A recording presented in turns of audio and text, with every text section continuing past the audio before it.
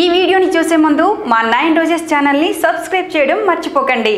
మరిన్ని latest updates కోసం పక్కనున్న గంట సింబల్ని క్లిక్ చేయండి. కొన్ని వింతలు చూడటానికి వినటానికి మనిషికి ఆశ్చర్యాన్ని కలిగిస్తాయి. ఒక్కోసారి మనం కళ్ళతో చూసేది కూడా నిజం కాదేమో అనిపించే చిత్ర విచిత్రాలను మనం చూడాల్సి ఉంటుంది. వాటినే నమ్మాలి కూడా.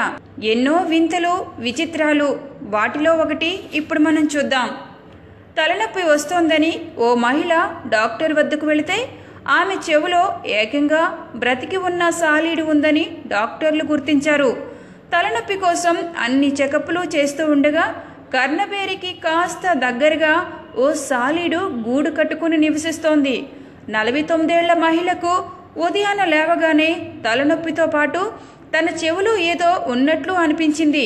మొదట తన చేత్తో తీసేయాలని ప్రయత్నించింది, కానీ విఫలమైంది. అంతేకాకుండా ఆమెకు విపరీతమైన తలనొప్పి రావటం మొదలైంది. వెంటనే బెంగళూరులోని కొలంబియా ఏసీయూ ఆసుపత్రికి వెళ్ళింది. ఆమెను పరీక్షించిన డాక్టర్లు ఆమె చెవిలో సాలీడు ఉన్నట్టు గుర్తించారు. ఎప్పుడైతే చెవిపై లైటింగ్ వేశారో అదంతకు అదే చక్కగా నడుచుకుంటూ బయటికి వచ్చేసింది.